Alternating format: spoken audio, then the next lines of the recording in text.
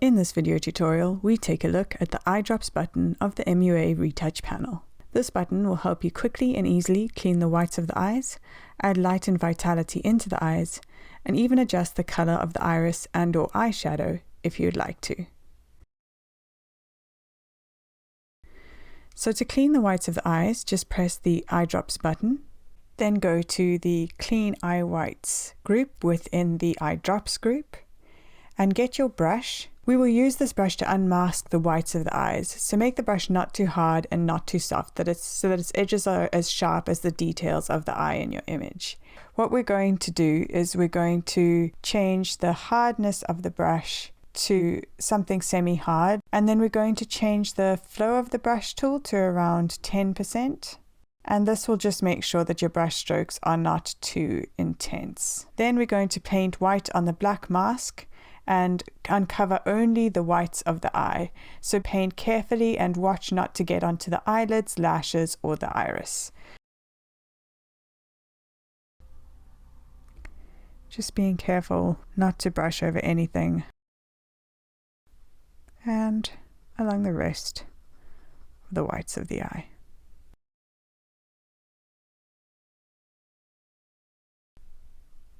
I'm just going to toggle that on and off and make sure it's not painting over anywhere I don't want it to.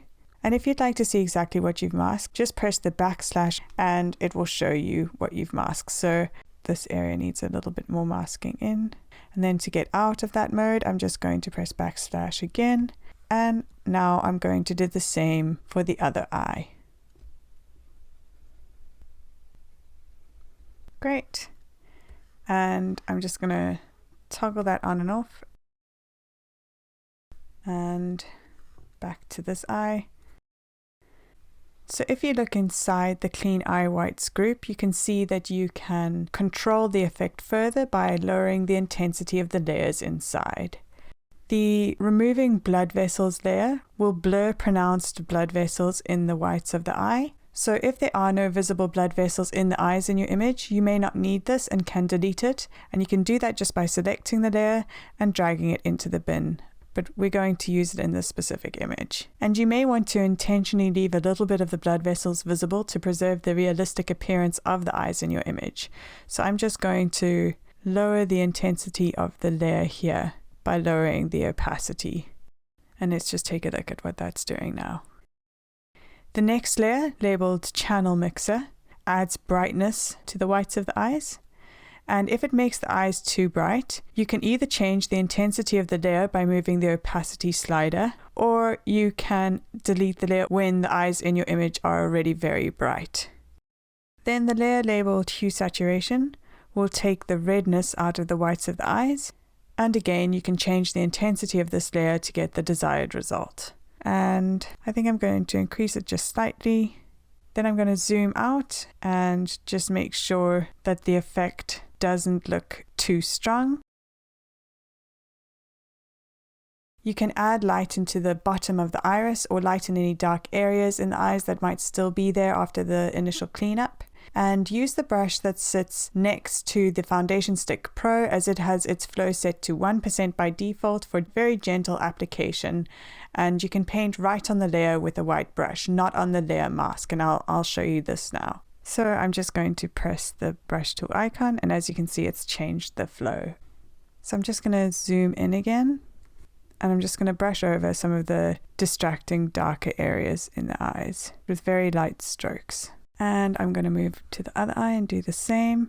And you've just got to be quite careful when you do this. So with the darker areas lightened, I'm also going to enhance the eye by painting outwards from the pupil, just in small lines, mimicking the details of the eye, just to brighten them up slightly. And I'm going to do the same to the other eye.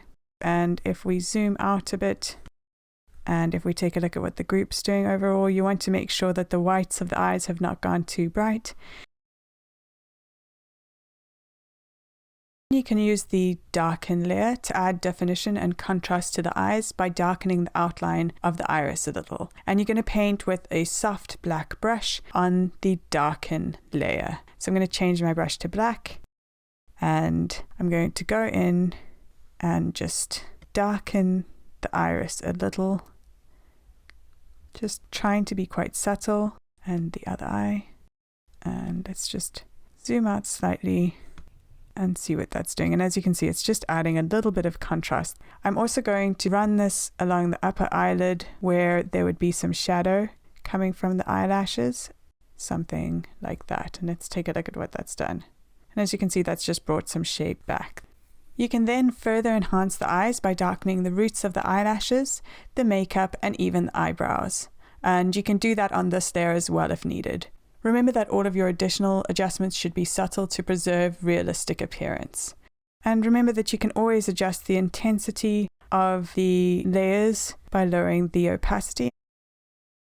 Let's see if we want to adjust the intensity of the darkening layer. I might take it down slightly as well. And let's take a look at what the whole group's doing.